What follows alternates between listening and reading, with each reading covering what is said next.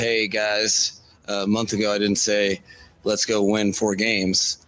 You know, the key component to our team and what we've really, we have a lot of young contributors on the team, and I've learned that it is much more about the opponent of the week and what we're doing that day. And Minkah Fitzpatrick will be returning to Pittsburgh to face his former team.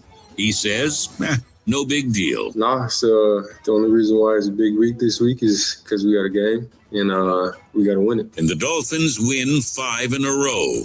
Now we're going to figure it out now on Gameday Uncensored.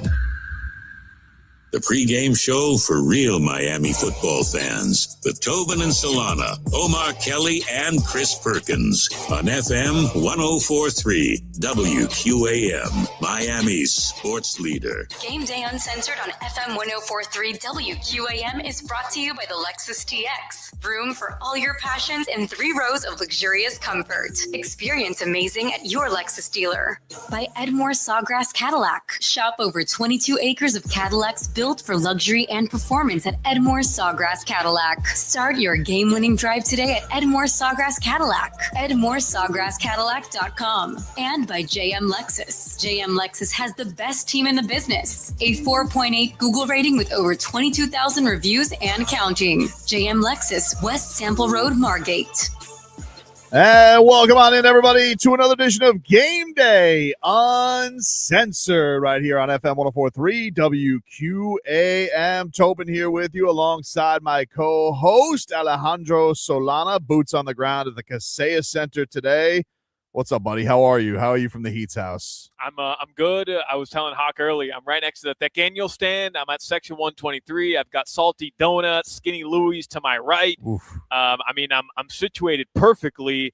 But Tobin, I'm not gonna lie, I'm a little upset. You know, we got Heat, Panthers, battle for Florida, and Monday Night Football tonight. The scheduling gods, like, what the hell? How does that happen? Dude, that's why I'm going to Twin Peaks and Davie after this to hang out with Leroy, because we need all the screens we can get, because it is going to be a rabid action night. So looking forward to it, and looking forward to bringing you guys along as we get you ready. We will go until 6:45. That is when we will hand it over to Solana, as he will get you ready for Heat Raptors tonight, which you can hear right here on FM 104.3. Maybe you'll listen to Jax and Amy Audibert in your ears while you maybe only got one screen, and then you'll watch your football. I don't know, but we got it all for you tonight, and of course we'll react to all of it tomorrow on QAM. That's the one good thing about having an action-packed night here. But our focus here on Game Day Uncensored will be on your professional football team, the Miami Dolphins. Jimmy Garcia producing for us here today. What's going on, Jimmy? How are you, buddy? I'm doing great. Just waiting for a Dolphins victory. We hope so, buddy. We hope so. As you're decked out in your teal, you got your Dolphins hat going on, as the Dolphins remain streaking as they get to 6-7. But tonight, it feels like all of the adversities of the past, Solana, rise up here. Cold weather, prime time, kind of in the hunt, but maybe it was a little too. The thing that sucks is normally it feels like you're in the hunt, and yeah, some things can happen.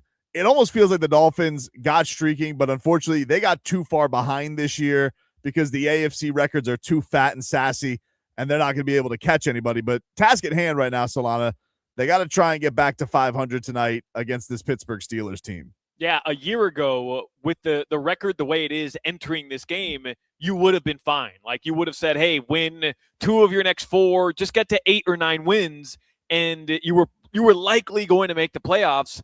Now you're in a situation where you lose today, the season's done. In terms of even your slim chances. It was 1% coming into the Sunday slate. I don't know what the updated chances are now, Tobin, even if they win today, but they can't be very high.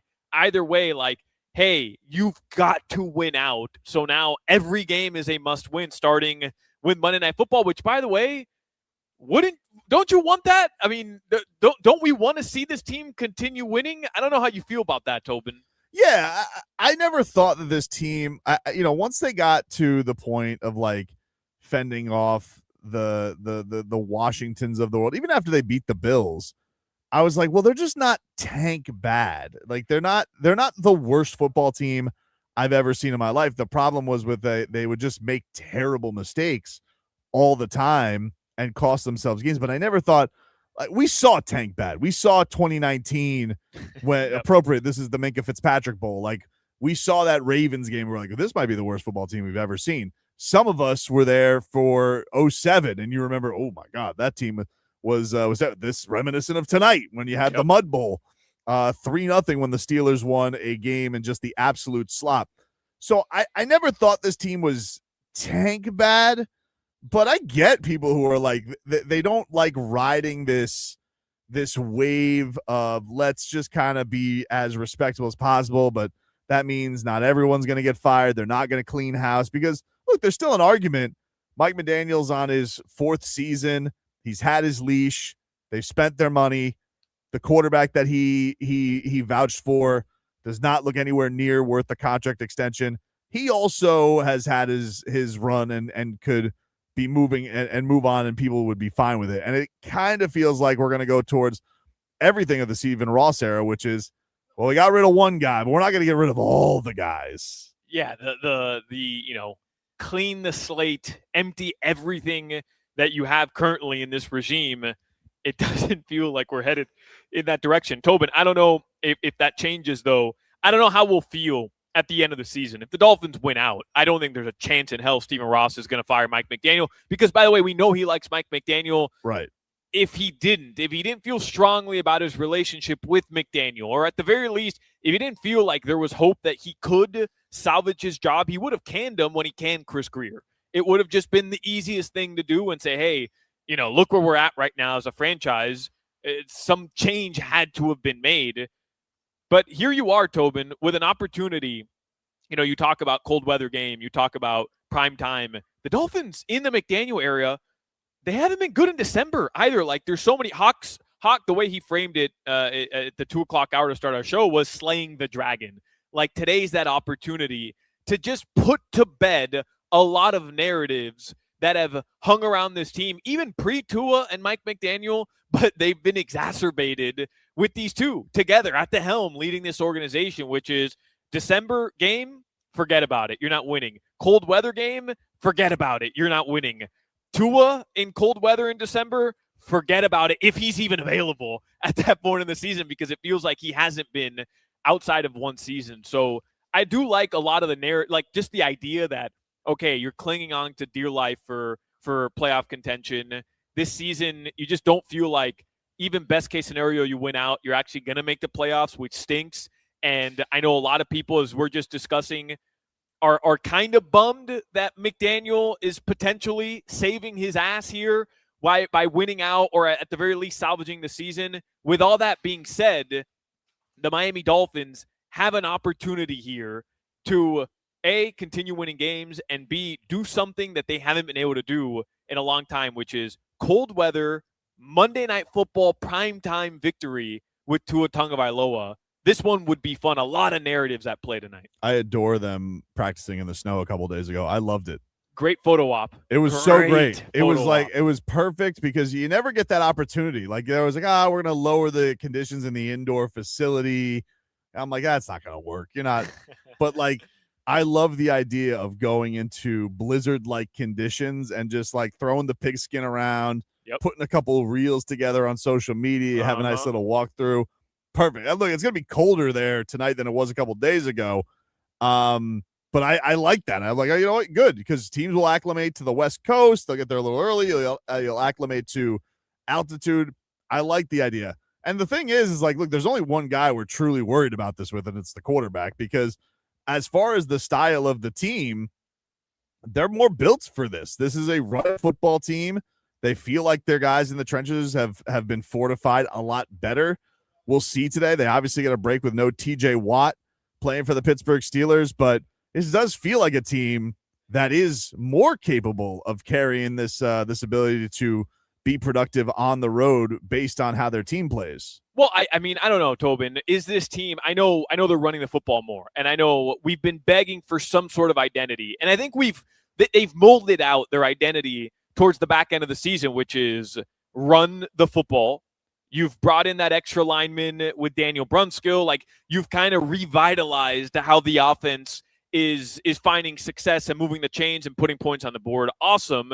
But really, like, this is a defensive football team right now. it's in my opinion, no coincidence that you're on this 4-game win streak and you're only a 3.5-point dog on the road on a primetime game where it's going to be like -2 degrees when your defense is starting to take the ball away from opposing offenses. Like, to me, this is a defensive football team that's leaning heavily on the run. But have they shaken off the cobwebs of not a physical team? I don't know. I don't know. And in order to win this game today, they've got to be physical. You've got to go out physical one of the most physical teams in the Pittsburgh Steelers, who, by the way, have not lost a Monday Night Football game. I want to call it Heinz Field. It's Acrisure Stadium, whatever it is now, but Heinz Field for all of us that grew up watching the Big Ben Steelers. They have not lost a game at home on Monday Night Football since 1991. Damn. The only way you can knock that streak off is by being the more physical team. Are the Dolphins built for that? We'll find out. It's going to be a crazy one. We got lots to dive into. Chris Perkins is going to join us later on this hour. Omar Kelly will stop by the program. Game Day Uncensored brought to you by Ed Moore's Sawgrass Automall. Shop massive savings on massive Chevy inventory, all backed by Morse at Ed Moore's Sawgrass Chevrolet. Visit EdMoore'sSawgrassChevrolet.com. Chevy, find new roads. We'll take a break here on Game Day Uncensored. More to come. Back after this. WQAM broadcasting live from the Ed Moore Sawgrass Auto Mall Studios. Shop massive savings on a massive Chevy inventory.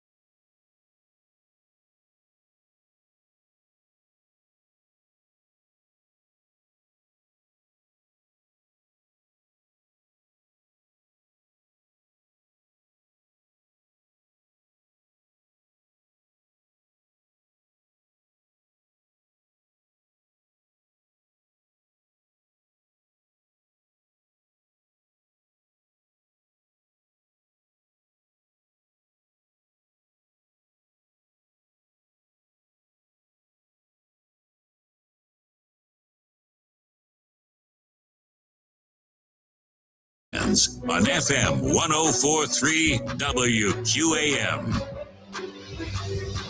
All right, welcome back, everybody. It is Game Day Uncensored on FM 104.3 WQAM. Brendan Tobin alongside Alejandro Solana here with you up until 6:45 when we hand it on over to Solana for preheat. I'm going to hand it just solo. I'm out of here, dude. I got to go. Understood, man.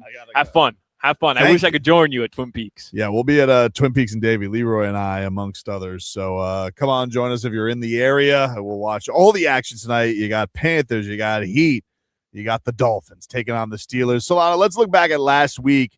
I mean, they really put on the Jets, but especially like right out of the gate, just hammered them. I texted you yesterday. It was reminiscent of what happened with the Patriots and Bills yesterday until the Bills decided to completely turn that game on its head. I was walking around Publix, like, come back from Heat practice. I'm like, oh my God, the Patriots look like they're making a statement.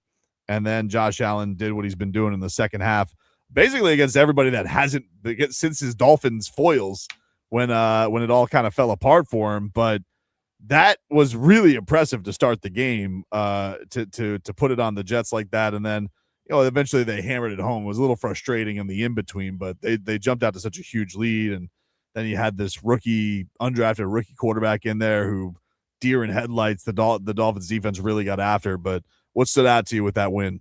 Yeah, well, the 21-0 was impressive because Tobin, going into the game, right, like when we're previewing that game, we're talking about how, okay, the Dolphins had won 3 straight. It was good, but it wasn't impressive. You had beaten Buffalo. That was the big win. But after that, you kind of limp across in Madrid to beat the Washington Commanders. And then you have the bye week. You have the opportunity to come out strong after, again, limping past a team that you didn't think was any good. And you basically got really lucky in that Saints win as well to win that game. So you were just looking for some sort of, with your third chance to play a below 500 football team, a struggling football team in the New York Jets, a team that you've already beaten once this season, a bad football team. You were looking for a commanding win. And 21-0, you got it. You're executing defensively. You have the takeaways. You have the stops. And you have the execution on the offensive end, running the football, playing your style of football.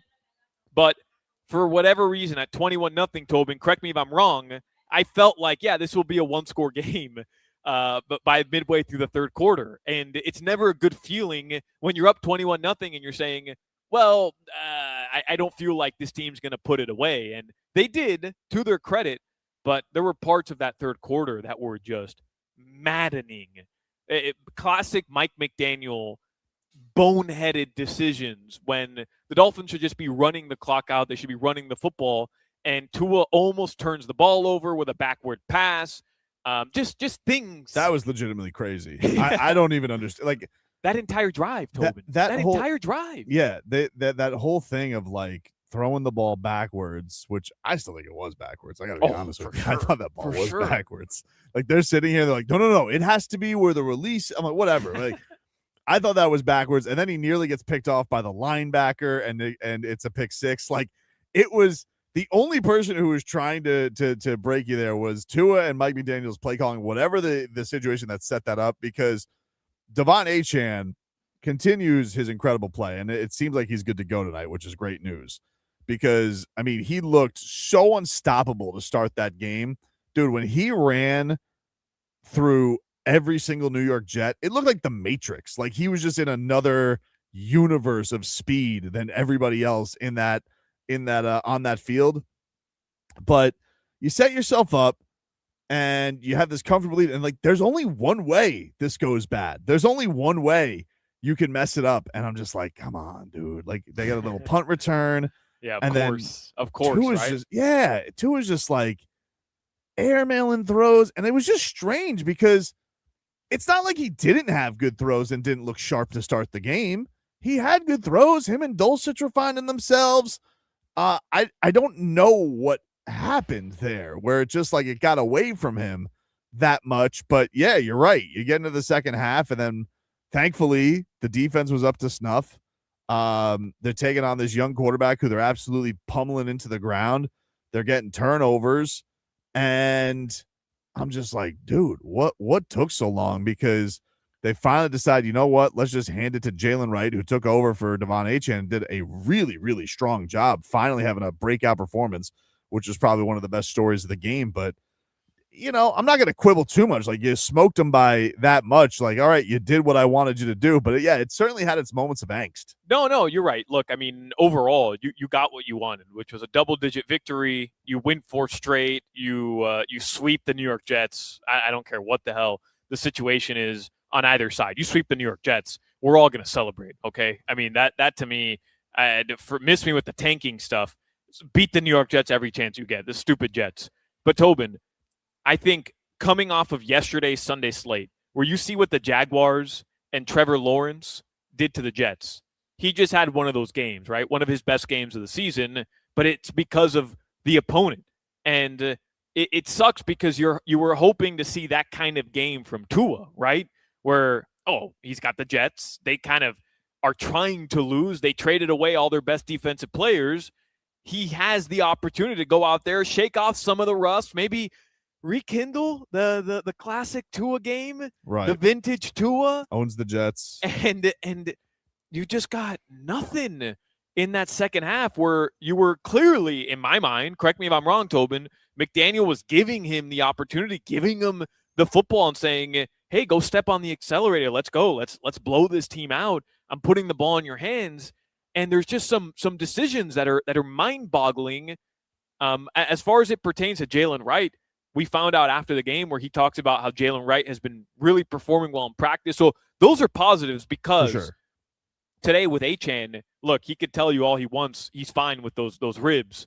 But until you take that hit in 2-degree weather or whatever it's going to be, we don't know. So I want Ollie and Jalen Wright ready to go. To me, that was best case scenario that you left those guys in there and you got a big performance from Jalen Wright. Yeah, that was encouraging, and especially because Jalen Wright's gone through a lot of adversity. I think everybody was really excited for his rookie year. Didn't really make the mark, and then everybody kind of forgot him like he was yesterday's news in training camp. Like, oh, no, Ollie Gordon's our guy now. So it was great that he had that, and I think you saw a lot of what everybody was excited about when he came out of Tennessee was like, hey, runs with a meanness, has some speed, but right in the middle. The one thing that was lost though without having Achane out there, and this is going to be a factor today because I don't know, Solana, how much they're going to protect him in those ribs, or if they're going to limit snaps at all, or they're going to try and keep him out of harm's way because you don't want Tua throwing a hospital ball and then all of a sudden he gets speared. I think that you couldn't have that short passing game outlet for Tua. Him and Jalen Wright just weren't on the same page. When you gave Jalen Wright the run, money. I mean, he was great. But whenever they try all of those passes that were disasters, they were all to Jalen Wright. You were trying to do these short passes to Jalen Wright, get him out in space like they do with Achane. And that was a recipe for disaster. Maybe it'll be tightened up this week because you're going in with a little bit more awareness. But it's just something to note going into this week because it didn't work the same with Achane out. Yeah, and you just hope like the extra day and the entire week of practice would put them in that situation of, hey, we've got to be able to kind of figure out exactly how to perfect this chemistry between us. Because the reality is, Tobin, like you look around the league, the starting quarterback and the starting running back who is a threat out of the backfield, you would imagine that chemistry is there. They shouldn't have to have like perfect chemistry with the backup running back in that fashion in terms of like out of the backfield. But if Achane's going to miss time today, like, hey, let's go, right? Like Jalen Wright, sure. You've got to be. And he's not a new guy. Yeah, I don't know how many reps he's gotten with Tua because he's been, with backups and all that. But even still, like, it's not like he hasn't been around the team. And we have seen Tua's gotten on the same page pretty great with Greg Dulcich. So I'm not saying it's apples for apples. Like, he had a great game, but that's what upset me so much. I mean, the play action pass was money in the first half, Tobin. Yep. Money. You had the bootleg working with Tua. You're getting him out with a clean pocket. The pocket's been money the entire game. And they're obviously expecting the run. They're packing the box because the Dolphins are winning the game by double digits. They're going to run out the football. And then all of a sudden, it's like, actually, no, we're going to go play action screen, and we're going to throw it 5 yards behind the line of scrimmage. Like, why? What would compel you to not just run the football if you're not confident in your starting quarterback right now? You're not. That's not a biased statement against Tua. That's just objective. Anybody watching this team knows that they're winning in spite of Tua Tagovailoa right now. So why, who at the time, the guy's leading the league in turnovers, why put the ball in his hands when the only way you're going to lose that game is by self-inflicted wounds? Hand the ball off. It's so simple. Well, we'll see how that goes all for tonight. We'll take a break here on Game Day Uncensored. Chris Perkins from the South Florida Sun Sentinel joins us every week on Game Day Uncensored, and he's going to join us next. Every Miami Hurricanes football game can be heard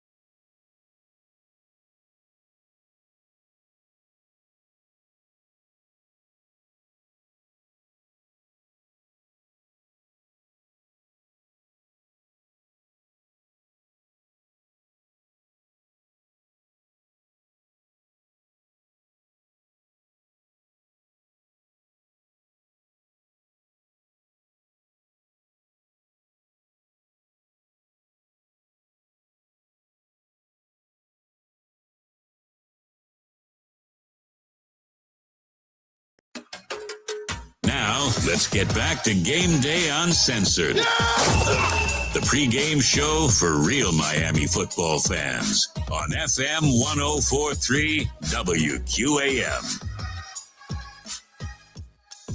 All right, welcome back. Game Day Uncensored here on FM 104.3 WQAM, brought to you by the Lexus December to Remember sales event. Get offers on select models for a limited time.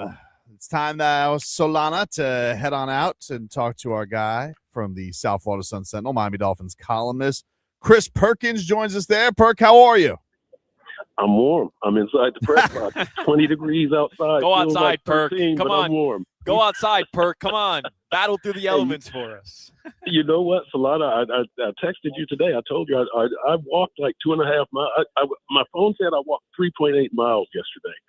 So and it was frigid, but I had a good time. I had some little whiskey to keep me warm, so I was doing okay, man. I was walking around and Ubering, so I was good. Do you so how bad is it though? Like, is it, as far as like, I mean, how much worse? It sounds like it's a lot worse than it was New York, but like, is it, it's Kansas worse City than New bad? York, but I was going to say Kansas City is like the apex, right? So it's not nearly Kansas City bad. It's just normal, northern Midwest cold in December. There's snow on the ground, but the field looks really good. So I don't anticipate it's going to be an issue as far as ice or snow or anything like that. But it's pretty cold out here, though. But Perk, correct me if I'm wrong. I saw your colleague David Fioranes. He said that somebody needs to get on Chris Perkins and Alan Pupar as well, because they believe that the Dolphins traveling into cold temperatures is a non-factor. Are you suggesting that the temperature, the frigid air of Pittsburgh tonight, potentially some I imagine some snow or some rain at the very least, like, is not going to play a factor in the game?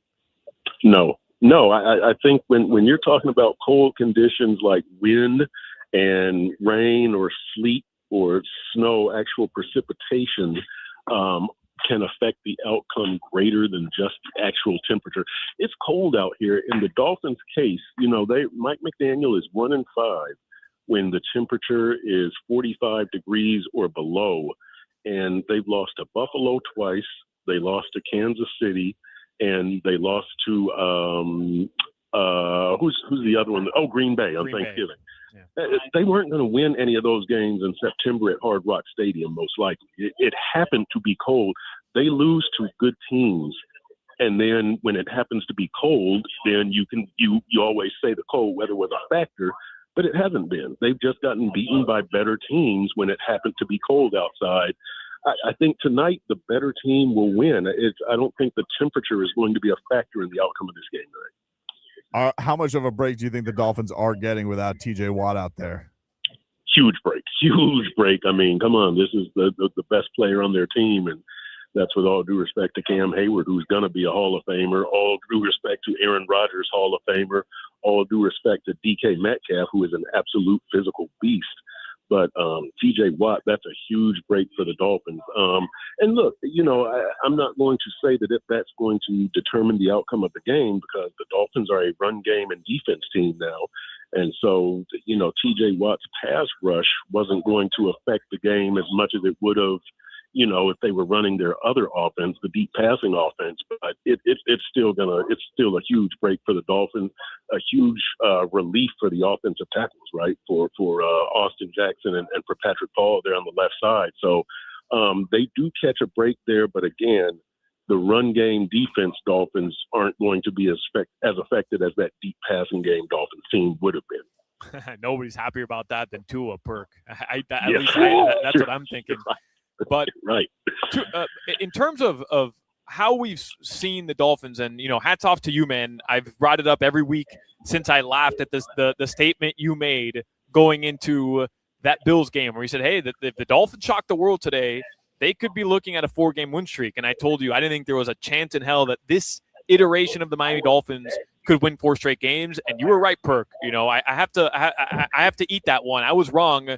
But with all that being said, what have you learned about this team throughout the 4-game win streak that can help them win this game? Because I was telling Tobin earlier, I think they have to be the more physical team, and no TJ Watt might help them be the more physical team, or at the very least be closer. But can they out physical the Pittsburgh Steelers on Monday night? Yeah, Solana, I'll tell you, there's a lot of things at play here with the Dolphins. And let's start at the top with Mike McDaniel recently has started taking the ball when they win the coin toss. They've scored first all 6 games of this stretch where they've won 5 out of 6. It hasn't always been on their first possession, but they have always scored first. And so that helps them with the run game and ball control, and you don't have to pass on to catch up. So that's where everything starts with this stretch. Then you go to that they are a run game and defense team. But you go beyond that. In the last 6 games, they're not turning the ball over. They're +7 in turnover margin. They're not committing penalties. They have not had more than 5 penalties in a single game.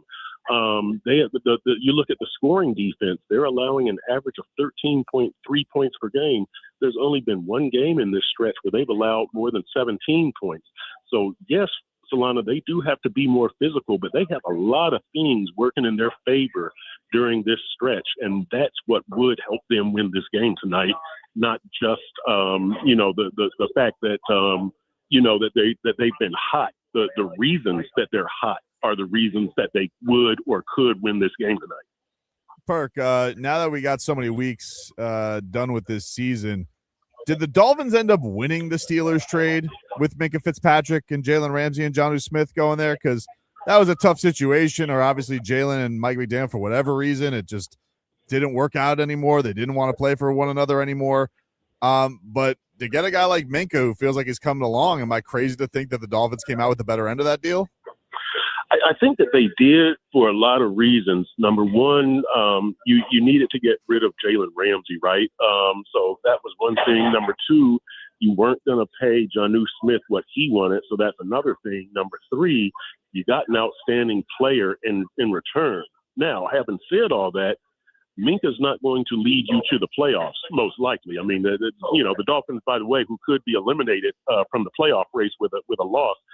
So, if you look at the net effect of the trade, maybe they wouldn't have made the playoffs with Jalen and Jonnu, but they certainly have not made the playoffs without them. So I would say, just from a strictly on-field performance, it might be a push. I would give a slight edge to the Dolphins. But when you consider, you weren't going to pay Jonnu, you needed to get rid of Jalen, and you got an excellent player in return, I could say the Dolphins won this trade, Hey, Perk, speaking of trades, the Dolphins didn't really trade anybody outside of Jalen Phillips to the Philadelphia Eagles at the trade deadline. And at the time, I can't remember anybody necessarily being thrilled that they didn't do that. Correct me if I'm wrong, if you felt differently. I was expecting not a fire sale, but them to move some of the players that we had talked about, the Chubbs and some of the other guys. Do you feel like they made the right decision now, looking back, knowing that it follows what follows that was a 4-game win streak, and still technically, mathematically, despite the chances being astronomically low, an opportunity to fight for a playoff berth here in the final couple weeks of the season? What it tells me, Solana, is that, and this is a drum that I've been beating for a while, is that the problem wasn't personnel or talent. The problem to me was the system and the strategy and the philosophy.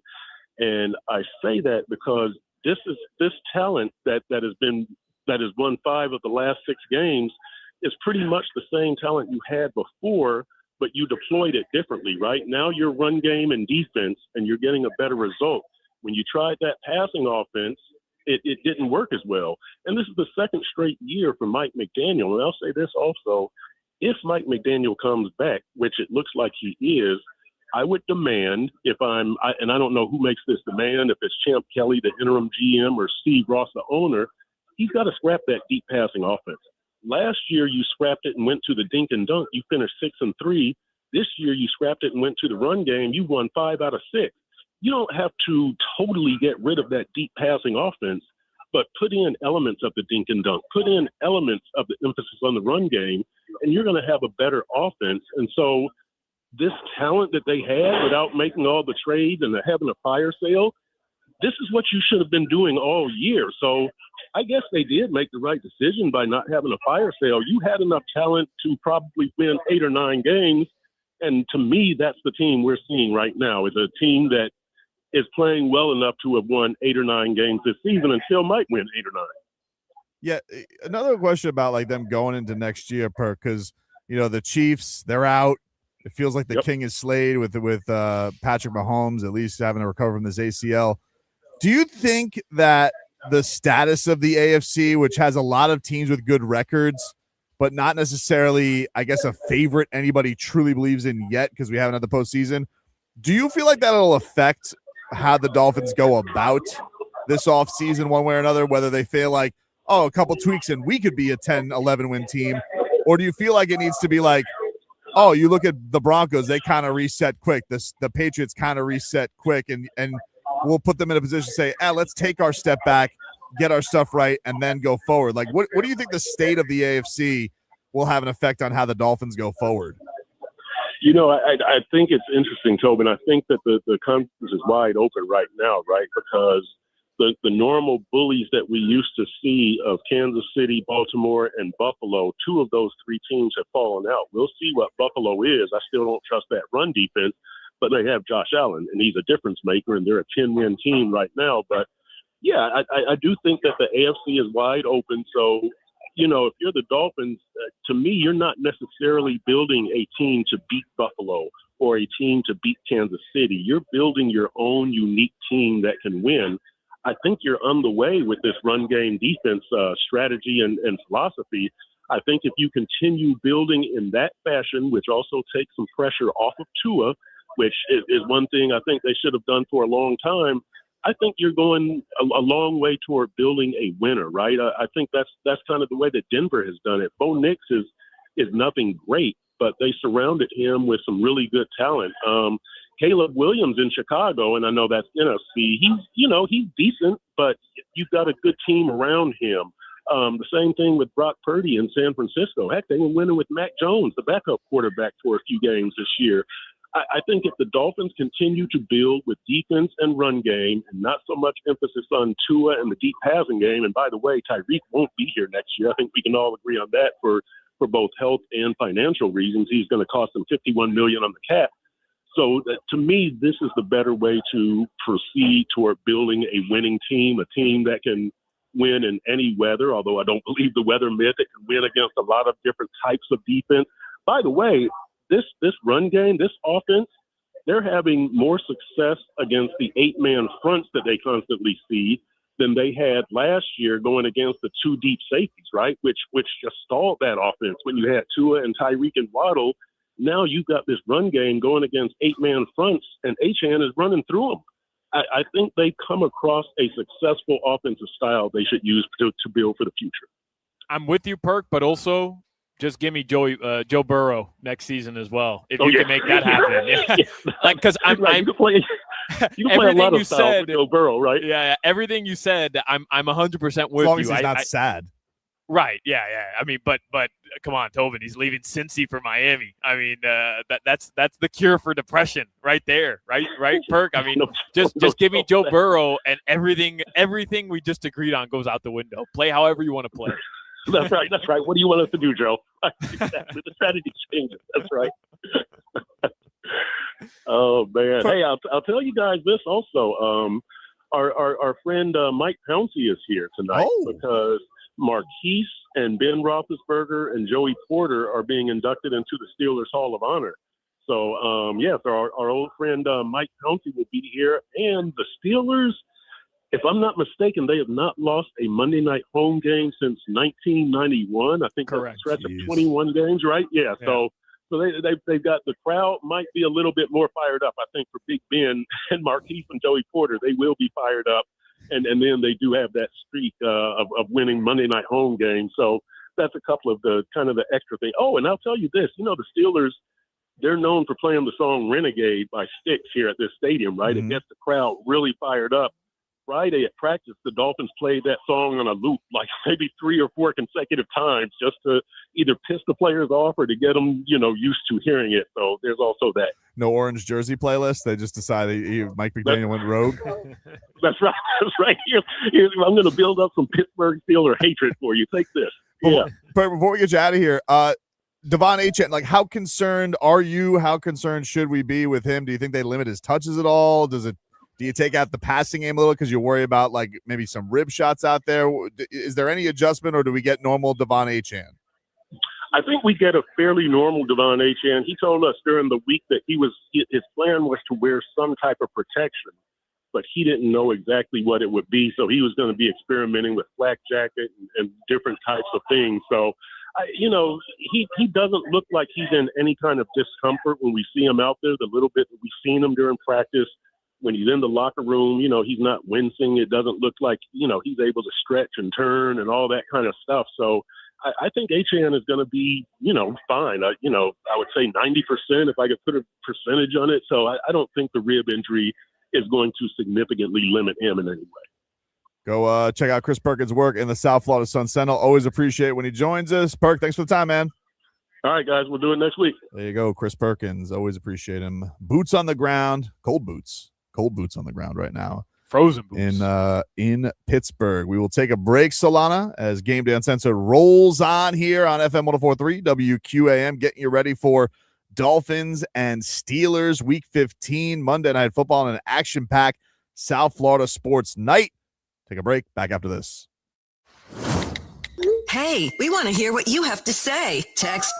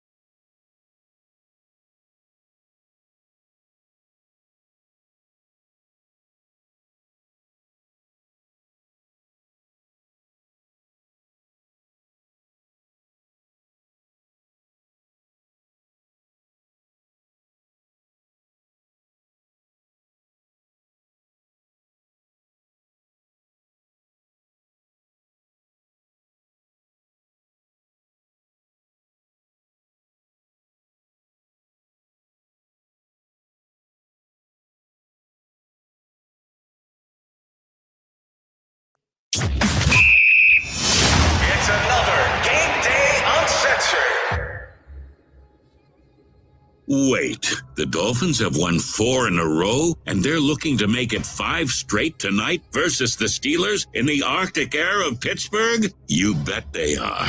There have been rumblings and mumblings about the Dolphins being in the playoff hunt. Based on the Finns' start, that's quite a thought. Mike McDaniel talks about what he's been seeing during this streak. Every inch that we've gained as a football team has been done with an urgency that has nothing to do with feeling ourselves or, I think the confidence is beneficial for sure. Minkah Fitzpatrick credits the defense for stepping up. Just playing all around high-level football. I don't think we're relying on one or two guys to make a whole bunch of splash plays. It's what we're relying on is playing technically sound, fundamentally sound football across all 11 guys out there on the field. Monday Night Football, Finns on a roll. And here we go. This is Game Day Uncensored, the pregame show for real Miami football fans. Tobin, Solana, Omar Kelly, and Chris Perkins on FM 104.3 WQAM. Miami's sports leader. Game Day Uncensored on FM 104.3 WQAM is brought to you by the Lexus TX. Room for all your passions in 3 rows of luxurious comfort. Experience amazing at your Lexus dealer. By Edmore Sawgrass Cadillac. Shop over 22 acres of Cadillacs built for luxury and performance at Edmore Sawgrass Cadillac. Start your game-winning drive today at Edmore Sawgrass Cadillac. EdmoreSawgrassCadillac.com. And by JM Lexus. JM Lexus has the best team in the business. A 4.8 Google rating with over 22,000 reviews and counting. JM Lexus, West Sample Road, Margate. All right, and welcome back, everybody. It's Game Day Uncensored here on FM 104.3 WQAM. Tobin here with you alongside Alejandro Solana, who is coming to us live from the Kaseya Center as the Miami Heat are going to be in action tonight, taking on the Toronto Raptors. This is their scraps game after getting bounced from the NBA Cup. Both teams mired in a losing streak, so they need this one. Oh, they had a damn mini camp this weekend for 3 straight days. Like, let's get after it already. So they're in action. You can hear that game coming up here on FM 104.3. Our pre-heat gets going at 6:45 after we're done here. And the Panthers, they'll be in action back on the ice. Panthers with a massive win over the weekend against the Dallas Stars, bouncing back from that ass kicking they took from the Colorado Avalanche. Bob with his 3rd shutout of the season. So they will close things out against those rat bastard Tampa Bay Lightning on the ice, and that'll be on the AM dial for all you hockey fans out there. But we are putting our focus in on the Finns as the Miami Dolphins got Monday Night Football tonight against the Pittsburgh Steelers. And so I'll ask you what I asked Perk. I want your thoughts on that. This is a very, very strange year. I watched a lot of football yesterday, and I watched poor Patrick Mahomes go down like that. With their season on the line. The Chiefs are now officially eliminated. He's got a torn ACL, and it's like this huge dragon is not going to be in the postseason. Now, the Dolphins might not be in the postseason either, but it also kind of feels like if the Chiefs dynasty isn't over, it's certainly taken a step back, a la the Patriots did a little bit for some time down. So this state of this AFC, with the Broncos as the 1 seed, who I know nobody believes in, although they looked really good against a Packers team that did lose Micah Parsons also to a torn ACL. They've won 11 straight games. It's crazy. I mean, they are, to be fair, Tobin, when we say nobody believes in them, and I'm with you, I don't. I'm not buying the Broncos. I'm just not buying Bo Nix. You heard how Perk described him. He's like, he's no good. He looked pretty good yesterday. He did. He looked really good yesterday. They've won 11 straight. They're the first team to win 12 games in the NFL. And they're finally being respected by Vegas, at least. They have the best odds to win the AFC currently. But do you think that this AFC, if it shapes up like this, and I don't know who's going to end up winning the whole damn thing, but it does feel like there's a bit of a changing of the guard. Like maybe the Bills, who did have a great, very impressive comeback win, maybe they still win this division. I don't know. But does it change your thought at all about how far away the Dolphins are, or do they still feel very far away from any of these teams? Well, currently, but, I mean, look at the Denver Broncos. 3 seasons ago, Tobin, they were getting embarrassed by this version, this iteration of the Miami Dolphins, gave up 70 points, and now they have the longest win streak in the NFL. They're the first team to get to 12 wins. So, I mean, I don't think in the NFL anymore you have to look at some sort of rebuild and say, it's going to take you 3, it's going to take you 4, it's going to take you 5 seasons. I don't think you have to approach it that way, which is why it's maddening to me why the Dolphins continue to just bask themselves in mediocrity when there are so many different avenues to get out of this current predicament that at best is going to get you, 9, 8 wins? Like, that's what's so frustrating to me, where there are ways to kind of reshape your franchise's direction or reshape, how Perk was talking about, your play style, the culture from within, which is what the 49ers have, where, okay, their starting quarterback is out, they'll survive. There's so many different avenues to get from point A to point B so much quicker than even 15, 20 years ago that the Dolphins don't have to continue down this path if they don't want to. It does have to be mind-numbing, though, for Stephen Ross, and I will give him, I don't know if I want to say credit because he got busted tampering, but it is funny if, you believe, the plan all along post-Flores was to go get Sean Payton alongside Tom Brady. He's watching his pursuits of Tom Brady go win a Super Bowl with the Tampa Bay Buccaneers, and he's watched Jim Harbaugh, since he tried to pursue him, go to the Super Bowl with the San Francisco 49ers. And now you have Sean Payton, who, nobody's a genius. He's a former Super Bowl coach. But if it's true that he tried to go get him, now have the Denver Broncos, the 1 seed, maybe getting a bye, a win away from the conference championship. And he's like, I wanted that guy. That's the guy I wanted. I didn't want this coach. I didn't want the long-winded weirdo. Yep. Respectfully, I didn't want that guy. I wanted Sean Payton. That's he does in some way have to be screaming into a pillow at night, being like, these were my ideas first. I had the idea of getting Sean Payton, and he's doing it with Denver, and they even did it wiping away a terrible contract at quarterback with Russell Wilson. But even Lamar Jackson, Stephen Ross wanted Lamar Jackson, and I realize right now Lamar Jackson isn't, the hottest commodity in terms of quarterbacks in the AFC. But, Tobin, you asked me, am I sensing a changing of the guard? And if we want to talk about Drake May, fine. I'll have this conversation with you. But you tell me right now, if you could handpick any quarterback in the AFC to be your starter next year, I'm not telling you have to handpick one. I'm just asking you, if I gave you that option, you could take any quarterback to be your start from the AFC, to be your starting quarterback next season. Who are the top 3 names you're going to give me? You'll take Patrick Mahomes next year, even if he's coming off a torn ACL. You'll take Josh Allen next year, and you'll take Lamar Jackson before you take any other person. Maybe you're taking Drake May. Maybe. He's getting there, though. I think he is getting there. He's getting there, but there's no way you feel more confident going into a playoff game, Tobin, with any of those 3 guys I mentioned, with Drake May over any of those 3. There's no way. I would agree. Yet. I would agree. I mean, I think I'd be a little skittish about, even as great as Patrick Mahomes is, I'd be a little skittish about taking him off the torn ACL. I get that. But it's still Patrick Mahomes. We look at Tom Brady. Tom Brady lost the Super Bowl year 8, tore his ACL year 9, game 1. I know it's a little different. And then he had 15 more years where he still dominated the NFL after that. Think about that. He tore his ACL in 2008. That was his 9th season in the league, and he didn't retire until 2022, Tobin, and he won 5 more Super Bowls after that, or 3 more Super Bowls 4. After that? I think he had 3 in the bag already. I mean, and then he went 3 more at the Patriots, but they had a pretty big gap until they got to their I get it. They got to 4 through 6. Look, that was some serious black magic that they used to be able to do that. I don't know if Patrick Mahomes can have the Brady arc, to be honest with you, because I don't even know if anybody wants to play.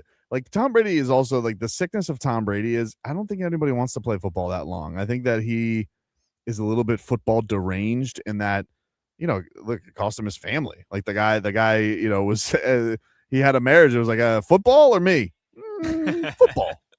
And because he can't, he's addicted to this, and this is why he's still broadcasting it, has an owner piece of the Raiders. But yeah, if that juggernaut is finally gone, like even Joe Burrow, I don't know what the hell's going to go on with him. Do we have the next Andrew Luck on our hands? Does he make a stink and try and force his way out?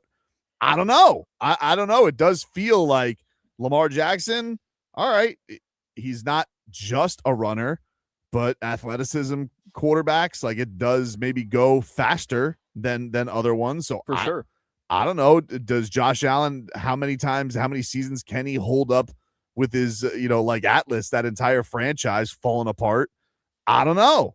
So I don't think the Dolphins are close to contending, but I'm just wondering, how many moves away are they retooling this? Now, the elephant in the room is we're talking a lot of quarterbacks. I don't know if there's any path doing this with the guy that they have right now.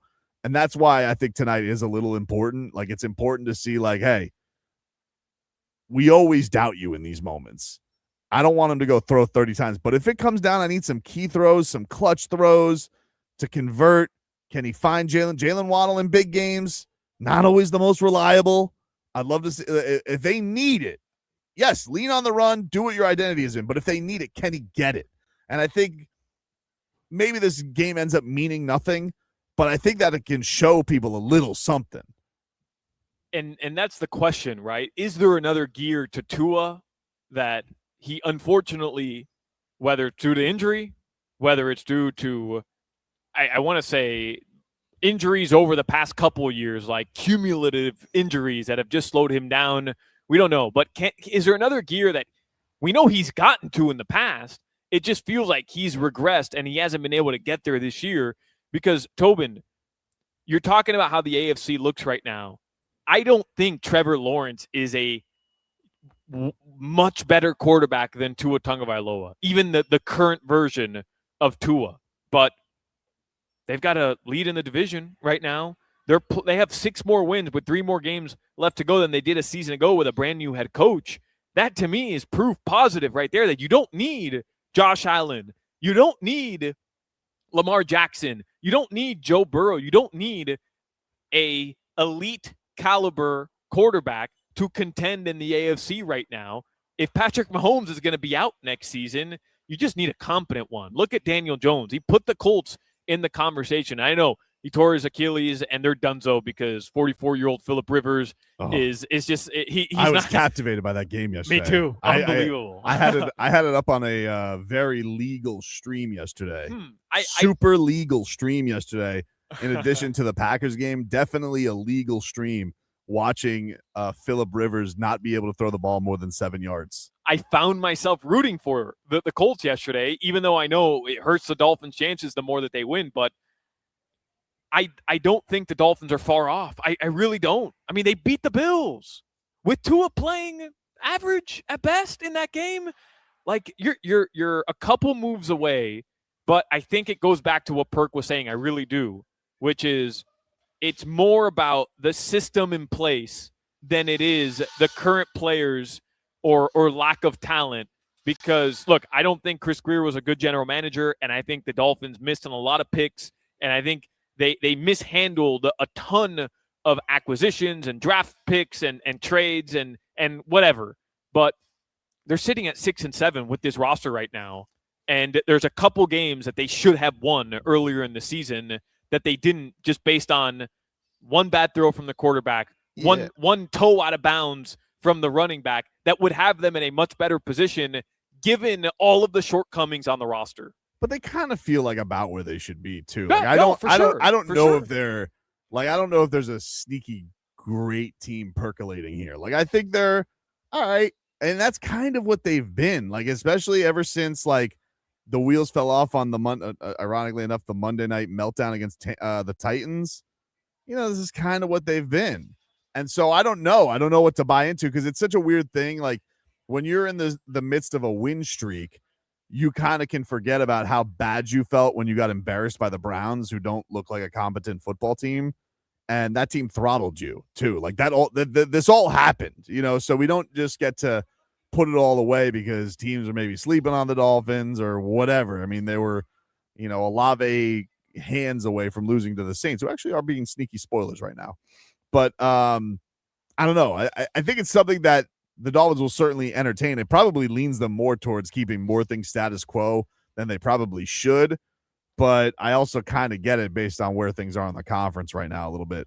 We'll take a break. When we come back on Gameday Uncensored, which is always brought to you by Edmore Sawgrass Auto Mall. Shop massive savings on massive Chevy inventory, all backed by Morse. Edmore Sawgrass Chevrolet. Visit EdmoreSawgrassChevrolet.com. Chevy, find new roads. We'll give you some keys to the game and how the Dolphins are going to brave the elements in Pittsburgh. We'll be back with more after this.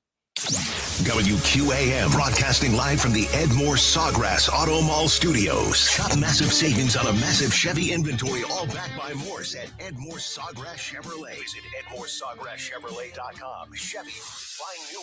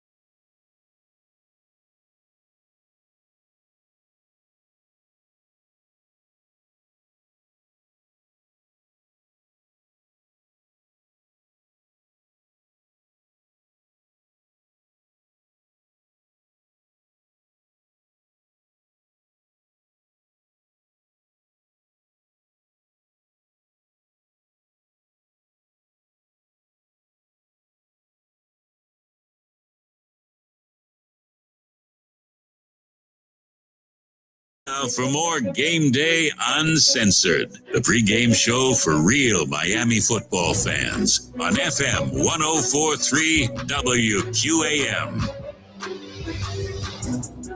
And welcome back, everybody. It's Game Day Uncensored here on FM 104.3 WQAM. Brendan Tobin alongside Alejandro Solana.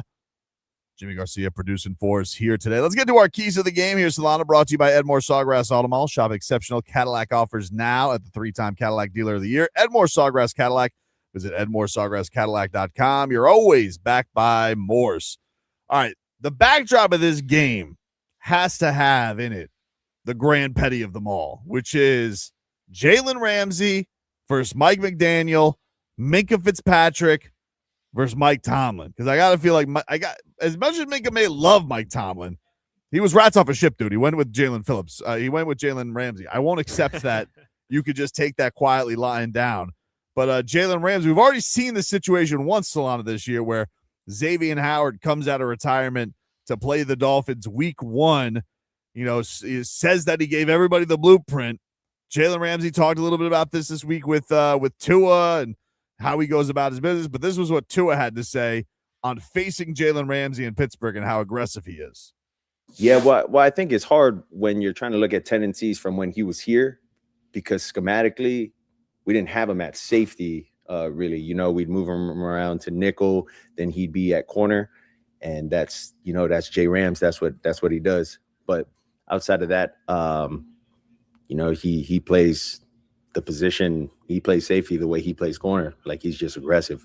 There you go. Jalen Ramsey tonight getting set for this action. And you got to figure, you know, they kind of know the bag on Tua. They're going to be trying to take that first read away where he's less comfortable. But I am a little nervous, Solana. Like, even if just Jalen Ramsey's metrics aren't the greatest this year, he is a very instinctual player. Yes, he'll be burnt toast. But it's like, you know, what's the deep threat here with the Dolphins? I guess it's Waddle, but that's not really been the Dolphins' blueprint recently. Yeah, it's not. Nothing surrounding Tua making plays with his arm has really been what's led to this 4-game win streak. And, you know, I don't want it to sound like we're piling on Tua, but, you know, you talk about Jalen Ramsey's metrics not exactly being wildly impressive this season. Well, you know, you could say the same about Tua. They just haven't, which is why we continue to bring this up. Here's the thing. And he's turnover prone. Yeah, very turnover prone. Here's the thing about Jalen Ramsey, Tobin. While, okay, maybe statistically this isn't his best season, he likes this type of game. He likes this type of matchup.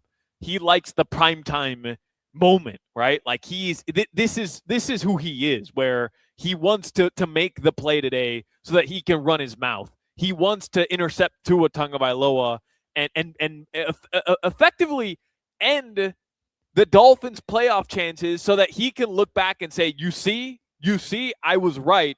This team is pie. This team is pudding. So this is the game where, like, in my opinion, you have to watch out for Jalen Ramsey, even if he's not the biggest threat defensively on that Steelers team. Think about it. They're all coming in with a chip on their shoulder from the standpoint of, hey, they're still in the middle of a playoff battle, of a division battle, and they just lost their defensive leader in TJ Watt. They're 1-11 without TJ Watt. Yep. So you have to imagine everybody on that Steelers sideline, especially on the defensive side of the football, especially with a guy who considers himself a leader in that locker room, I'm sure, despite only being there a season, is saying, hey, I have to give more. I have to up my play today because our leader is out. Well, not only that, I think this is the thing that's a fun opportunity, right? Like, you can, whatever's going to happen with the Dolphins, there's still a lot of chips that have to fall. But if you win tonight, you know, this Steelers thing is kind of only built for 1 year. You bring in Aaron Rodgers. He's 100 years old. He's got a broken left hand. You know, we've mentioned Ramsey, and you make all these big moves. And not only that, but yeah, there's a streak going of Mike Tomlin winning, but it does feel very much like the tone of the Steelers fan is getting a little tired of Mike Tomlin as well. So, like, I'll tell you what, maybe you don't believe in Mike McDaniel, but in a weird way, like, if the Dolphins win tonight's game, you might send Mike Tomlin to free agency, or in some way, get him mutually parting ways. There's already been stuff put out about his contract, and so you could kind of spin the block and spin your wheels around Mike Tomlin if he were to become available, if he was looking for a fresh job. Was he 53 years old? Like that's a kid compared to most coaches.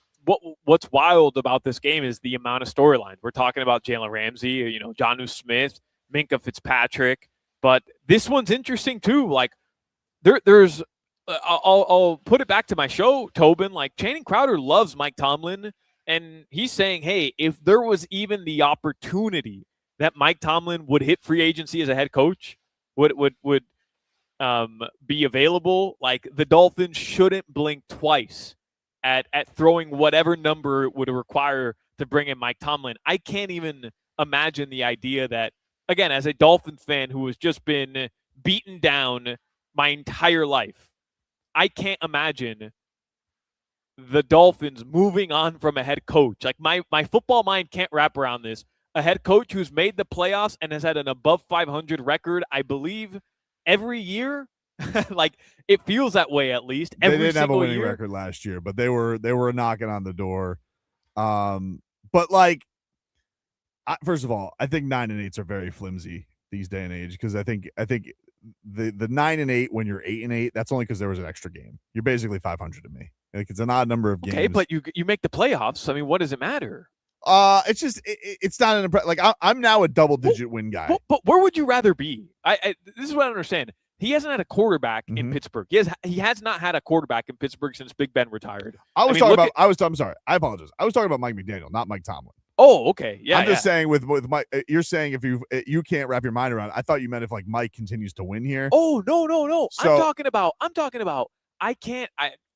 So when you said they didn't have an above 500 record, you're talking about the Dolphins last year. Yes. No. I'm talking about the Steelers. Gotcha. Okay, apologize. The Mike Tomlin, again, I don't know. I don't have it in front of me exactly, but I think it's like at the very least playoff appearance above 500 over the past decade. At the very least, it seems like they've been a playoff team every year since he's been there. His record is killer. I can't wrap my head around, Tobin. What I meant was an organization moving away from that, even if they've suffered a ton of shortcomings and a tough losses, and they can't win a playoff game. I realize like that's the standard in Pittsburgh, and I know that should be the standard in Miami. Don't get it wrong. I want that to be the standard. Like it's not win a playoff game, it's go compete for the Super Bowl. And I realize Mike Tomlin hasn't done that for a while, but I mean, look who he has as starting quarterback. At a certain point, that has to matter. That's what I would take the Steelers over the past decade in a heartbeat before I take whatever the hell it is the Dolphins have done over the past decade. And to me, it's Mike Tomlin who's responsible for that. Here is Mike McDaniel talking about Mike Tomlin, why his teams are always tough to beat. 20 years of over 500 football play. I mean, that's been, the scope of, my career is being able to inspire a group of individuals to come together and win more than they lose. I think that within that, there's a lot of pride in the organization and the team. I think guys play physically every year, regardless of what the nameplates are, and they find a way to play sound football and they become pretty hard to beat. So I think that's by and large what the last 2 decades have taught us. I expect nothing short of that this game, and we're gonna have to put a good work week together to go battle that team and to try to get in the victory column. I know that for sure. Man, I would also like Mike Tomlin just because of the press conference to be so much shorter. I was listening to him this week. I'm like, this guy's concise. Yeah. Straight to the point. Straight to the point. No nonsense. It's like Brian Flores, but if Brian Flores wanted to talk. Yeah, Brian Flores with an actual verbal swag. Like he's just like, I'm like, oh yeah, just I'm captivated by everything he says. Sometimes he says some crazy stuff too. I'm like, genius. But I think from my standpoint, like, look, I don't know what's gonna end up happening with Mike. I don't know what impresses the owner or not, but I agree with you. If he were to become available, Mike Tomlin, that's something you genuinely, as an owner of a franchise, have to have. Even if the Dolphins finish with 9 wins, 10 wins, you have to, if it's not a playoff berth, you have to at least have the conversation about it, to be like, all right, should this guy, because you look at Sean Payton, you look at Mike Vrabel, and the credibility that those guys bring to an organization. This guy's got some of that, even if it's worn thin a little bit in Pittsburgh. The Dolphins could use a whole hell of a lot of that right now. Well, Tobin, I mean, if you are going to move on, and I know, look, we have a Monday Night Football game to prepare for, so this isn't the time nor the place, but if you were going to move on from Mike McDaniel, I see a lot of people saying, well, then who do you bring in? And I'm with that. Like, don't just move on from a guy just to move on from a guy when you don't have like a clear direction in your organization. If you had clear direction, I'd say, hey, go find somebody that fits that direction. The Dolphins don't. I mean, they're in disarray right now. That's just the reality of the situation. They have a quarterback that they have a ton of money tied to next year that they don't even want here to be their starting quarterback anymore. They just fired their general manager. They have an interim general manager. We don't know who the future general manager is going to be just yet. Like, the organization's in disarray, but you know how you offset all of that? It's by going and finding an established head coach, somebody who has been as stable as they come with another organization that is widely respected, not just in the NFL, not just in the National Football League, but across sports. So if we're talking about guys that you would replace Mike McDaniel with, and Mike Tomlin is legitimately an option, I don't think there's a conversation to be had. I'm just going back to my initial point. I don't think there's a chance in hell that the Steelers are going to fire Mike Tomlin, but I could be wrong. I really could be wrong. Yeah, I think there's stakes. I think if they lose tonight, if the Dolphins can, it's a little bit of a weird thing. It's like if the Dolphins win, you're almost putting yourself in a better position to get Tomlin if that's who you wanted to run your organization. But the Dolphins would be in a better spot than the Steelers, kind of, because it's funny. Yeah, you're saying it like Mike McDaniel beating the Steelers today could write his own ticket out of here almost to get replaced by the head coach he's beating today. We'll take a break here on Game Day Uncensored. Come back with more after this. Omar Kelly going to join us at the top of the hour. This Saturday, the 10-2 Miami Hurricanes travel to College Station, Texas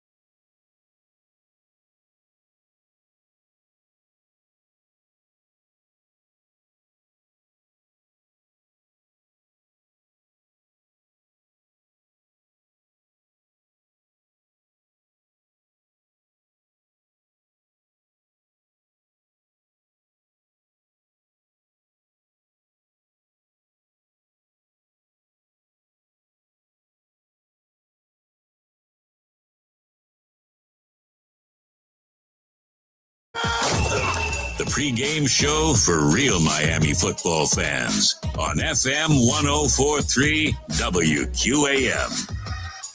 Okay, welcome back, everybody. It's Game Day Uncensored. Tobin and Solana here with you as your Miami Dolphins got Week 15 action. They will wrap up Week 15 with Monday Night Football on the road in a very, very cold Pittsburgh, taking on the Steelers. Omar Kelly going to join us in about 15 minutes. We will get him. He's boots on the ground. He says his fingers really hurt because it's so cold over there.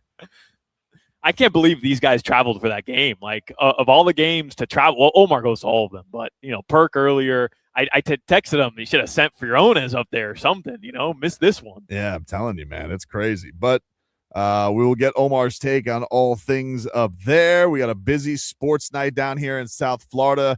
If you guys are looking for the Panthers, they will be on AM 560 coming your way. They get going at 7 o'clock as the Cats take on the Lightning to wrap up their road trip. And if you're looking for Heat basketball, that is going to come your way tonight. 7:30 is your tip from the Kaseya Center, but Solana will have pre-Heat for you at 6:45 as the Heat finally back in action tonight, taking on the Toronto Raptors. I'm going to head on over to Twin Peaks and Davie with my guy Leroy Horde so we can watch all the sports tonight because I need a lot of screens. This is a lot of action because we're going to gamble on this, and we're going to try and figure out, can all of the teams win tonight? Can we have a happy day on QAM tomorrow celebrating all of this? So that's what we will try and do. But right now, let's take a little looky-loo and a listen-loo at the week that was with some Dolphins sound. This is a little segment let's call Echolocation. It's time for Echolocation. That is how Dolphins communicate. It's okay to be called out as long as you change your behavior. What's 1,000 yards if it's not like a winning season? They talk, we do. Echolocation. Send it in. Send it in, Dan the man. Echolocation here on Game Day Uncensored. We'll start off with the man they call Brew, Aaron Brewer, Dolphins center. He's been mowing people over. Yep. And he's been happy with how the run game is going. So it's been demoralizing the defenses. 1,000%. It's just like the opposite for defensive linemen. Defensive linemen nowadays, they don't get paid to stop the run. They getting paid, unless you're a nose guard, but you're getting paid to rush the passer. So you giving a defensive lineman 40, 50 pass rush snaps, like they rubbing their hands with it. They licking their chops. Like that's their type of day. And they can get 40 plus pass reps and get 3 sacks, and they'd had the best day of their life, but got locked up 37. But if we running the ball all day, that's demoralizing for the defense. They can't do much about that. Don't nobody want to defend the run all day. There you go, Aaron Brewer. Feeling it. The Dolphins' offensive line dragging Ollie Gordon into the end zone. Hey, Tobin, if you had to pick MVPs for the season, who are your top 3? I don't think it's a question, is it? It's Devon Achane, it's Jordan Brooks, and it's Aaron Brewer? He's on the list. If I have to make a 3. If it's just a list of 1, it's Devon Achane, and Devon Achane. Okay. All right. But if it has to be other people, then he would be on others considering for the third spot. Receiving votes. Yes. He'd be on receiving votes. But no, that is Devon Achane. So I'm sure when they give the local reporters vote for the MVP, I'm sure that'll be the easiest unanimous Devon Achane vote of all time. I would imagine. Minka Fitzpatrick. He's, of course, got a revenge game tonight, your classic revenge game for the Dolphins safety. And this is what his thought. Didn't have much to say on the Pittsburgh thing, but this is what he had to say on the Dolphins defense turning it around. I think just playing all around high level football. I don't think we're relying on 1 or 2 guys to make a whole bunch of splash plays. It's what we're relying on is playing technically sound, fundamentally sound football across all 11 guys out there on the field. Over the last month and a half, we've really been stressing just doing your job, being in the right position, and the plays will come. And I think that's been a huge part of the turnaround that we've seen. Just everybody focused on doing their job, and making the plays that come to them. This Dolphins defense has been playing great football. Rasul Douglas, shout out to him, was named Player of the Week last week for his performance. 5 pass deflections and an interception for the Dolphins cornerback, who they basically signed right before the season started after they flirted all summer. But Minkah Fitzpatrick has certainly turned it around as well after basically feeling like he didn't want this part of this trade to happen. And well, he didn't. Let's be honest. That's true. He didn't. Yeah. But, he gets a little sweetener, signs with Rosenhaus, get a little sweetener, and now he seems to be balling out. He's balling. It's been one of the better parts of this win streak, how he's been playing better, and I'm a little disappointed. Honestly, look, he handled this like a professional, but I'm a little disappointed. He didn't give us a little pre-Monday Night Football fodder, a little lights, camera, action. I'm not headline. Surprised. Something. Give us something, Minkah. Come on. It's one of those things where I feel like maybe Joe Buck and Troy Aikman got something in like the production meeting or something like that. That's where I feel like maybe the guard was let down a little bit, but not not much drama so far with these two teams. Tua Tagovailoa, he is got some thoughts on Jonah Savainaya starting to put it together. This is what Tua had to say on his left guard. Yeah, the little big goose. He's been very impressionable, these past few weeks in the run game and the pass game. I think he's upped his game a lot from, I guess you could say, the first half of the season. But he's been staying here late. He's been doing a lot of things that have been unnoticed that I think I've been able to see. Been one of the only guys to be able to see as he's taking care of his body, as he's watching film, as he's doing his own walkthroughs in the indoor. And I think seeing something like that from a rookie who's doing veteran-like things is, that's some pretty good things that I have to look forward to with someone like him.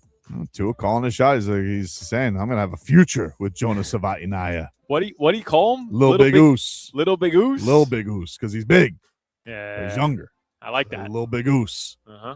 I do like that. Finally, Terrell Dodson, who intercepted the ball with his thighs last week. That's what he had to say on the Dolphins rookie class coming together. The key to being patient to the rookies is remembering you were once a rookie. You were once Jordan Phillips laying on the ground with no shirt on TikTok. So just being patient with them, and we got some good rooks, man. They learn quick, they listen well, and they're just pros. And Clark does a great job with them, especially the D-line. There you go. Dodson, also a strong game last week. And this Dolphins team has that leader, that linebacker, keeping everybody in order. Fantastic. So rookies have come together, that defensive line. Jordan Phillips, Kenny Grant, Zeke Biggers, all feeling really, really strong now. Dante Trader as well. So this Dolphins defense needs a good performance today against that veteran QB and Aaron Rodgers, who had some nice throws last year when he was on the Jets against the Dolphins. No, and he played pretty good game last week. They beat the Ravens, and he threw for 285, I think. He had a good game last week. So it's a live wire. He's not completely cooked. He's not, but every now and then, if you get to him, if you put him on the ground, a couple of weeks ago, he looked miserable. Yeah. Cold weather. He's old. He's 42. The bones are going to ache a little bit more. Just get to him, and you should have your way. Omar Kelly, Miami Dolphins columnist from the Miami Herald. He's boots on the ground in Pittsburgh. He will join us next. Every Miami Hurricanes football game can be heard here. FM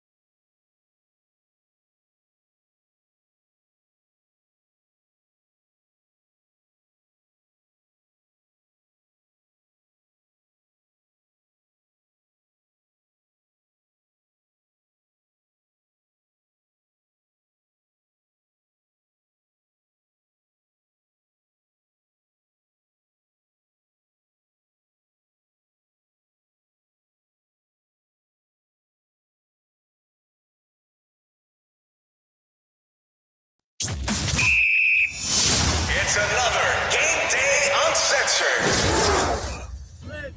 It's a cold, frosty night in Pittsburgh, where the Dolphins will be tussling with the Steelers on Monday Night Football. The lights will be shining brightly on the Finns as they look to win their 5th straight. The winning streak has been quite the topic. Gratifying, wouldn't you say, Jalen Waddle? It feels good, man. Anytime you can win consistently in this league is tremendously hard. I think we playing good football. I honestly think we got a lot of good football left, and we can still, grow in different dynamics of the game. So I think we're playing good. Mike McDaniel with his thoughts on the streak. What has gotten us 4 wins was not a orchestration of, hey, guys, a month ago I didn't say, let's go win 4 games. The key component to our team and what we've really, we have a lot of young contributors on the team, and they've learned that it is much more about the opponent of the week and what we're doing that day. And Minkah Fitzpatrick will be returning to Pittsburgh to face his former team. He says, no big deal. Nah, so the only reason why it's a big week this week is because we got a game. And we got to win it. And the Dolphins win 5 in a row. Now we're going to figure it out now on Game Day Uncensored.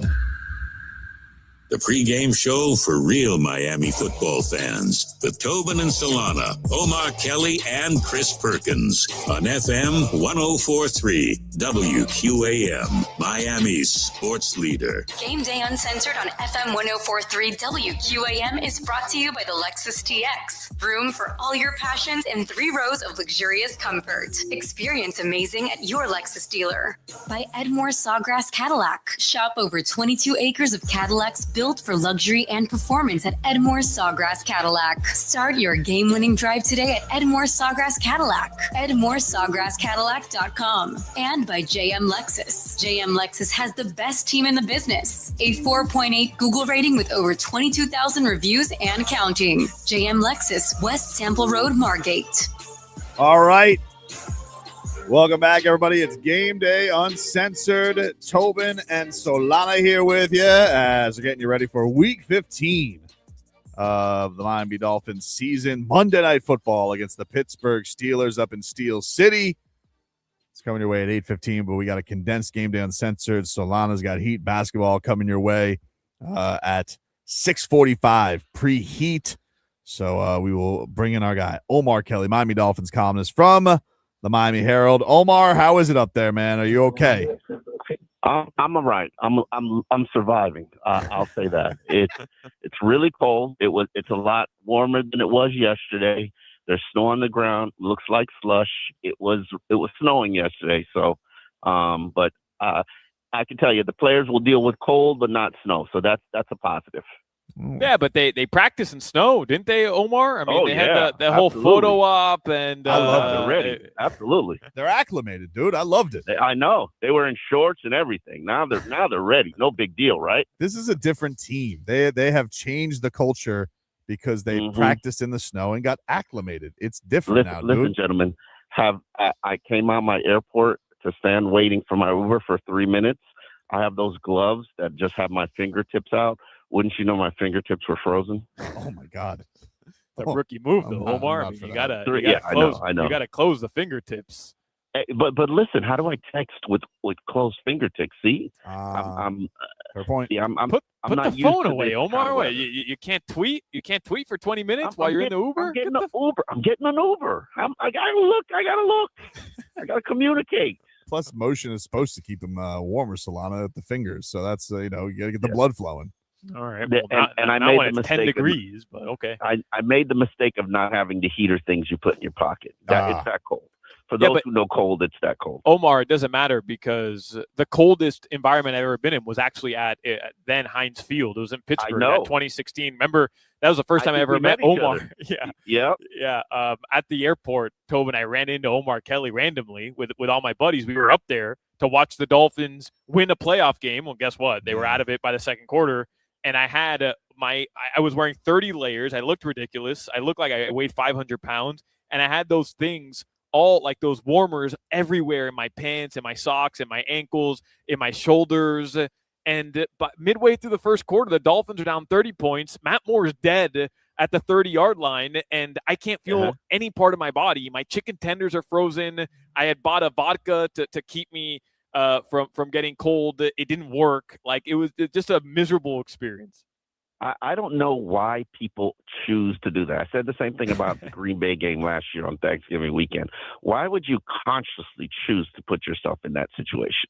Never like that does not make sense to me. They're brainwashed. That's why. Like, everybody, they have They're this like, as this is football in the elements.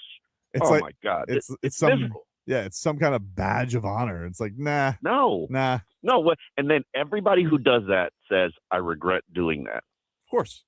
Of course. Like, there's sometimes I have to tell people there's a health hazard if it's that cold. They're like, Yeah. don't do it. Yeah. People died in Kansas City. That's crazy. Remember that. Yeah. Did you get a good nickname for the offensive line? Did anybody give you anything good on that? I did. I came up with my own. I don't know if it's going to stick. As a team, these are the delusional Dolphins. That's from Bradley Chubb, because they've got less than 1% of a chance to make the playoffs. But Bradley Chubb has been talking about the playoffs for a month, 2 months now. They were like 1-6, and Bradley Chubb was talking about the playoffs. Same thing with Zach Sealer. And I just used to look at them like, are you insane? And now I've always said, if they beat Pittsburgh, I will start to believe. If we get to this point and they continue to win and they beat Pittsburgh, and even though winning out, which means beating the final 3 remaining opponents or beating the final 4 remaining opponents, doesn't guarantee you get in. But if they beat Pittsburgh, I'll believe that it's a possibility. So today is the day.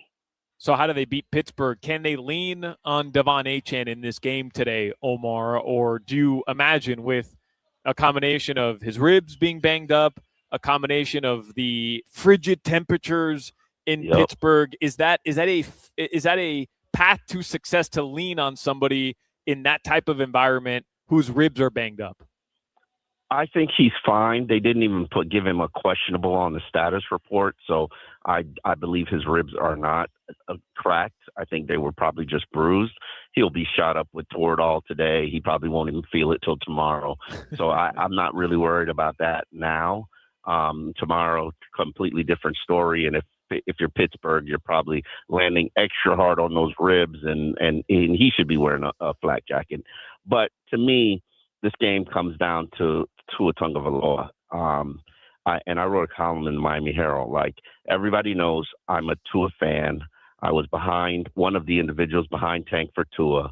I believed in Tua for 6 years, but this is a completely different version of Tua that we're seeing this season. We've talked about it. It looks like the guy's aged 5 years in one season.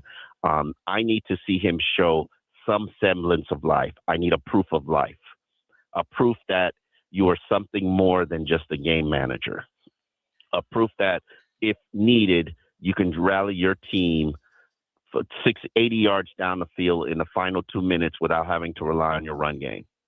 I need some proof that you are still the quarterback that we saw in 2023.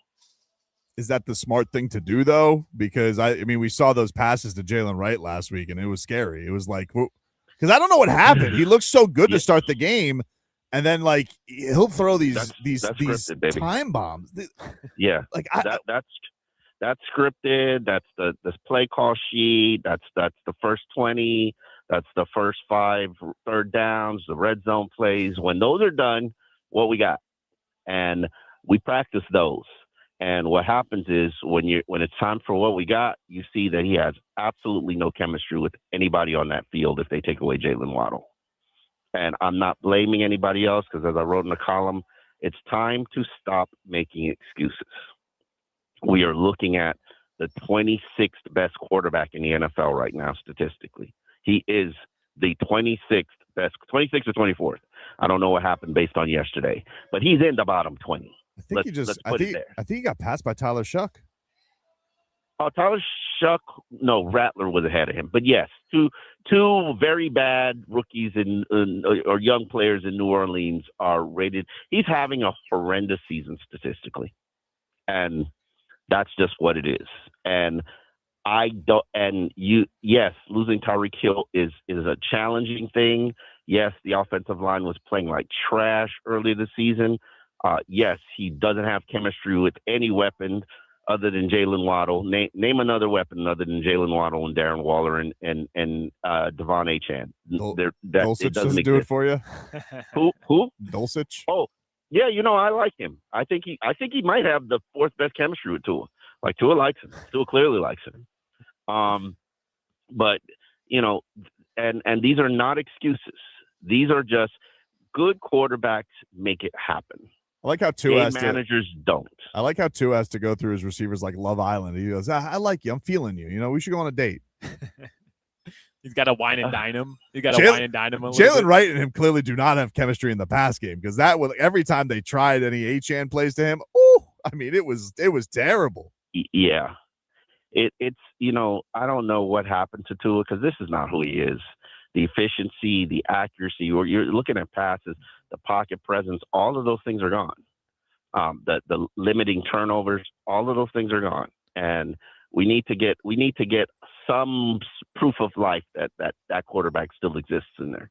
Well, I was going to ask you, Omar, like, does it? And I don't know. I'm not denying that it is because hey, I saw an elite passer in 2023. Upper echelon. I don't know if we should say elite anymore. I just meant I meant in terms of his I just meant in terms of his accuracy, right? Like his decision making and his accuracy with the ball in his hands when he had when he had Tyreek and Waddle. I mean, it seemed pretty good, and clearly he's not escaping the Tyreek Hill merchant allegations right now. But I mean, Omar, is he capable? I genuinely don't know, and I think you have a better idea. Is he okay? Like, is he capable of giving us a vintage Tua game tonight? Like, is he capable of that? I need to see. I don't know about this tonight with this weather, with this conditions. He's always downplayed it, and I even downplay it. It's not Tua that struggles in the cold. It's the Miami Dolphins that struggle in the cold. Right. But I will say this: in the final 4 games, which includes 2 of them at home, I need to see vintage Tua. I need to see the guy that I saw at Alabama, the guy that, scratched and clawed for rookie wins. I need to see the passer that lit it up in the NFL in 2022, 2023. I don't need to see it consistently. I just need you to show me that guy is still there. Because if he's not, then you definitely got to draft a quarterback early. Who do you think is more fired up for the revenge game? Jalen Ramsey versus McDaniel or Minka versus Tomlin? It's definitely Minka. Jalen's always fired up. Jalen's always angry. So I don't think anything changes with him. Jalen's always, I'm going to destroy everybody. I'm the best man and baddest man in the world. And he is a legendary crap talker. So that I would love for him to be mic'd up this game because his crap talk is really good. But I think the guy who has more to prove is the guy who was voted off the island and basically dumped like he was yesterday's news. And that's Minka Fitzpatrick, who has shown you that he still has ability, still could play. But Minka, and this is a question that I've always had, and I've shared this with you guys. I think, does anybody know if Minka's happy? He seems happier now, but I don't know if that's just because he's playing better. I'm not sure. He definitely didn't seem happy. Yes, definitely didn't seem happy. And the funny thing is, I knew Minka before he got traded away, and this was Minka then too. You could tell he wasn't happy, or he wasn't like comfortable. And I'm like, we fast forward 8 years, say Minka. I'm like, this is who he is. And he's generally comes off not happy. I guess it would be fair to say when he got here, he was not happy. And now it's not that he's happy, but he's no longer miserable. Right? Yeah. I would agree. I would say he's no longer miserable. But do I know if he's happy? I don't know. Well, I guess he doesn't have to be happy. I mean, he got the money and he's making plays for you. Even if he's not miserable and he's making plays, you'll take that. I guess I will. Yeah, I guess so. Are you nervous about facing Aaron Rodgers at all? Like, is he a live wire to you, or is he washed? Oh, Aaron Rodgers is probably has carved up the Dolphins year after year after year, and this is no exception. This it for me, my man? Okay, thank you. I appreciate it. Yeah, Aaron Rodgers is still Aaron Rodgers. He's still carving up the Dolphins. His two best games last year were against Miami, so I don't expect old over-the-hill Aaron Rodgers. But how do you see this game, Omar? Do you see this game playing out like, the over-under I think was 42.5? I mean, is this just going to be ground and pound, like old school slugfest in the mud, however you want to call it, or can you see the Steelers saying no, like there's an opportunity here, put the ball in Rodgers' hand and let him go try to exploit the secondary, open things up? Like how do you see this game playing out? How all cold weather games play out, which is try to run and throw the ball on third downs. Okay. I think it's, this is, I mean, there's a reason that there's salt on the floor here. I'm like literally walking over it. Do you really think grass grows in Pittsburgh in these elements? I think of it as no. I just think of it as frozen hell on earth right now. I have no interest. Yeah, I believe it's Eric Studesville, who the running back coach for the Miami Dolphins, who basically says it's painted dirt. So it's painted. It's dirt that's painted green. So there will be a lot of running. Omar, we appreciate the time, man. Enjoy the game, and always appreciate you making time for us. All right, guys. Talk to you later. Go follow Omar's work in the Miami Herald. Does a fantastic job. Always appreciate him joining us here on Game Day Uncensored. We will take a break here. We will give out. We will predict the game ball, and we will give some final thoughts on this matchup coming up next on Game Day Uncensored. WQAM broadcasting live from the Edmore Sawgrass Auto Mall Studios.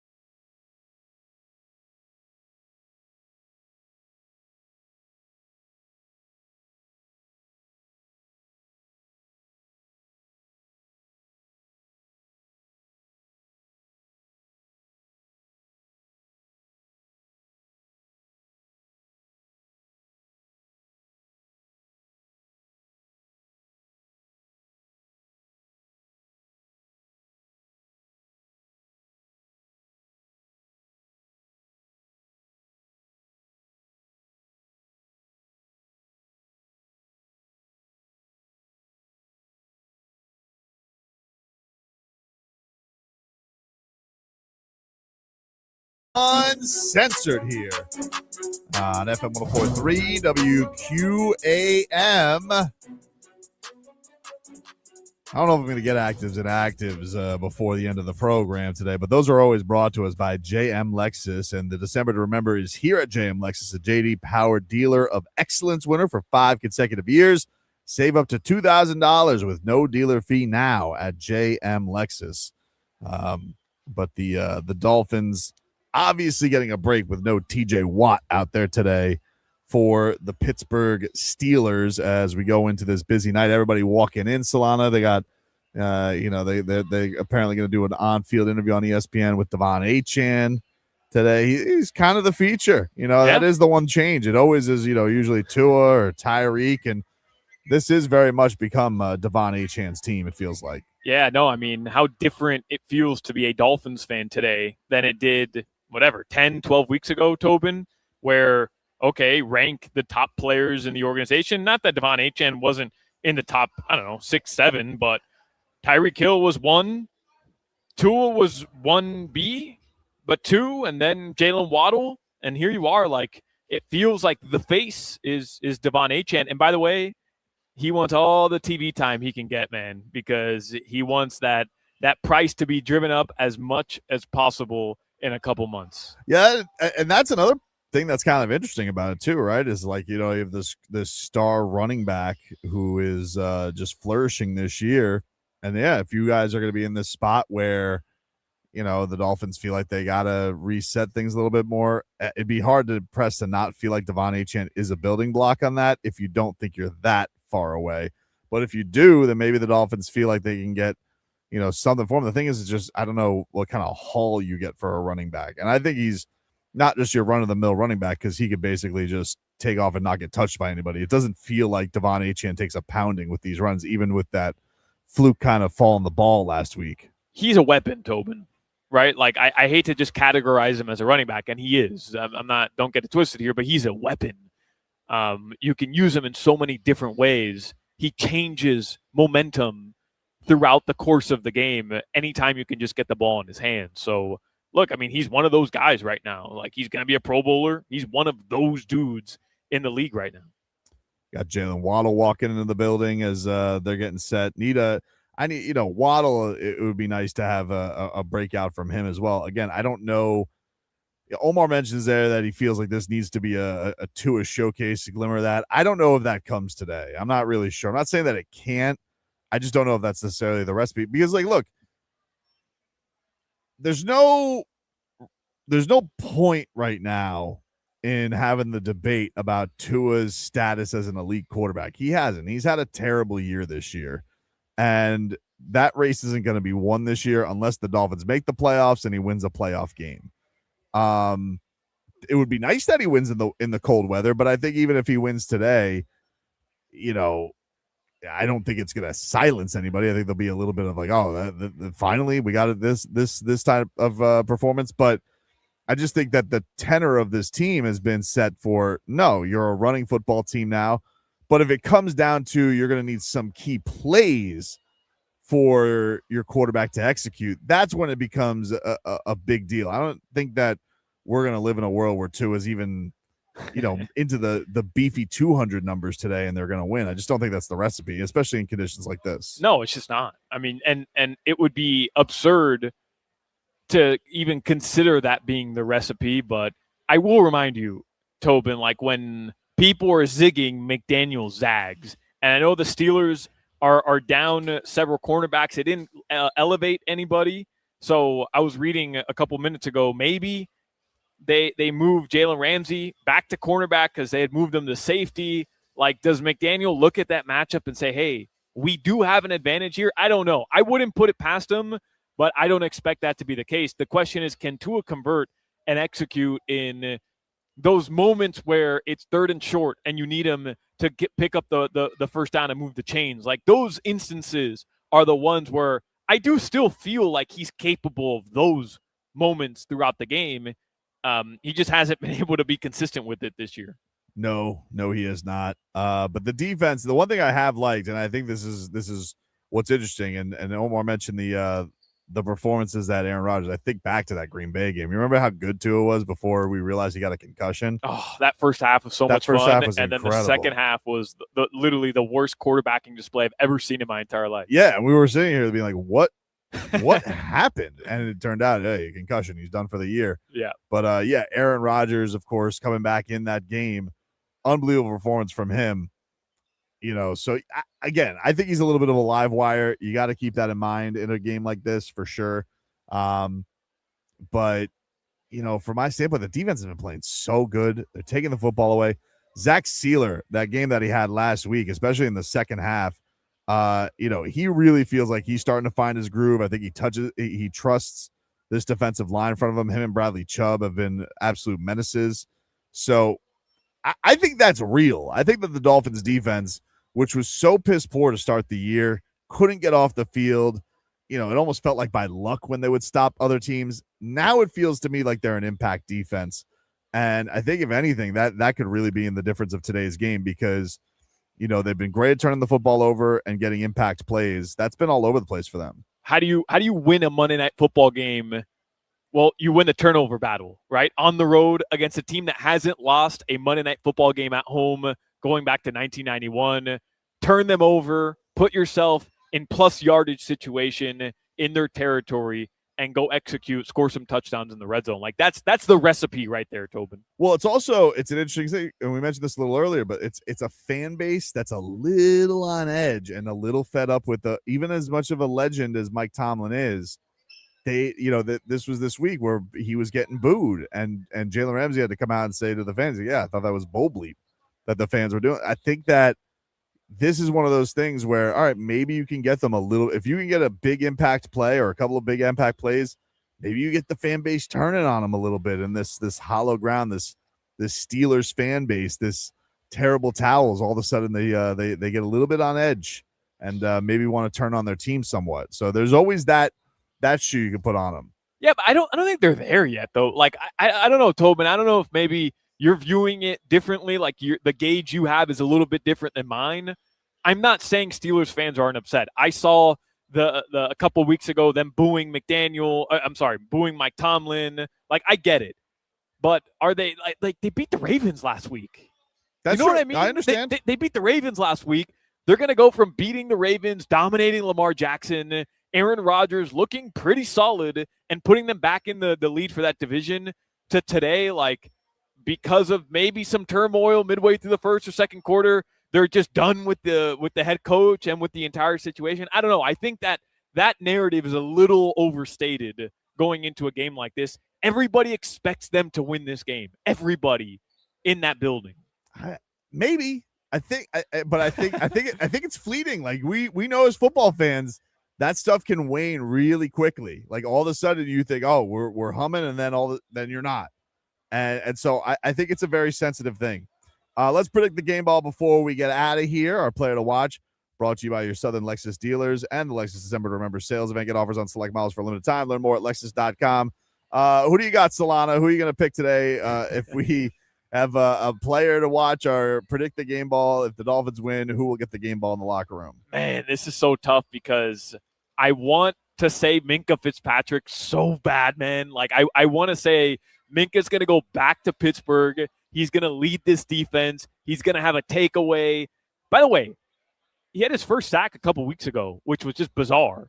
That's a crazy stat to think about. But the takeaway for Minkah today, leading to a Dolphins victory, dare I say a pick six, Tobin? That'd be amazing. I need that type of play. So I'm going to do it. I'm going to say Minkah Fitzpatrick, game ball, big-time game, prime time against his former team, revenge game on Monday Night Football in the cold.